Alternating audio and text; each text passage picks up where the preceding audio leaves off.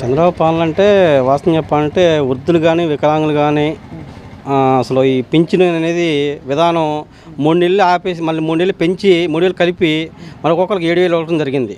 మరి వికలాంగులు ఉన్నారు, వాళ్ళకి 6,000 ఇవ్వడం జరిగింది. ఇంట్లో ఉండి అసలు లేవలేని స్థితిలో ఉన్న వాళ్ళకి 10,000 ఇవ్వడం కూడా జరిగింది.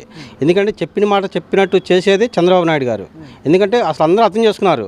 ఇంతకుముందు కూడా వాలంటరీ వ్యవస్థను అడ్డం పెట్టుకొని వాలంటరీ లేకపోతే పింఛన్ ఇవ్వలేరని చెప్పేసి ప్రభుత్వం వృద్ధుల్ని ఎండలో నుంచోబెట్టి వాళ్ళ మరణాలకు కారణమైంది వైసీపీ ప్రభుత్వం. ఇప్పుడు మరి మొన్న పంచారు, అలా 6కే పింఛన్లు బిగినాయినాయి. కానీ 97% మట్టుకి పింఛన్లు ఇవ్వడం జరిగింది. అంటే ఆ 3% కూడా సరళ పనిచేయక కొద్దిగా ఇబ్బంది అయితే మరుసటి రోజున ఇవ్వడం జరిగింది.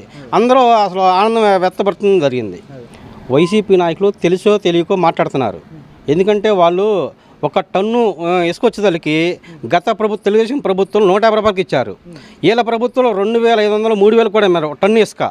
మరి ఈరోజు టన్ను ఇసుకే ట్రాక్టర్ రవాణాకి ఛార్జ్ ఏందో తెలియకుండా మాట్లాడుతున్నాడు ఒక పెద్ద మనిషి. ఎందుకంటే టన్ను ఇసుక ఎంత 250 రూపాయలు అంటే ఒక ట్రాక్టర్కి వచ్చి 3 టన్ను 4 టన్నులు వస్తుంది. ఎందుకంటే రవాణా ఛార్జీ కానీ ఇది కానీ వచ్చేదానికి మరి ఇప్పుడున్న పరిస్థితుల్లో అయితే 2,000 దాకా పడుతుంది. అంటే ఒక రోజుకి 1 ట్రిప్పే పడుతుంది కాబట్టి, ఎందుకంటే డ్రైవర్కి ఇవ్వాలి, మరి ఆయిల్కి చూసుకోవాలి కావాలి కాబట్టి కొద్దిగా ఇబ్బంది అవుతుంది. 1 ట్రిప్పే పడుతుంది.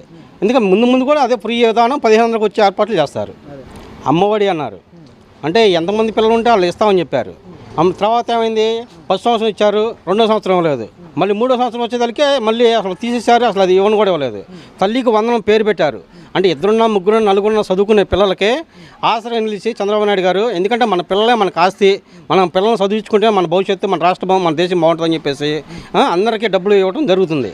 అంటే దీని మీద కూడా ఒక ఆయన అంటాడు, అంటే ఒక తల్లి ఉంటే 15,000 ఇస్తారు, అంటే ఇంకో పెళ్లి చేసుకుంటే ఇంకో తల్లి ఉంటే 30,000 ఇస్తారా అని అడుగుతున్నాడు.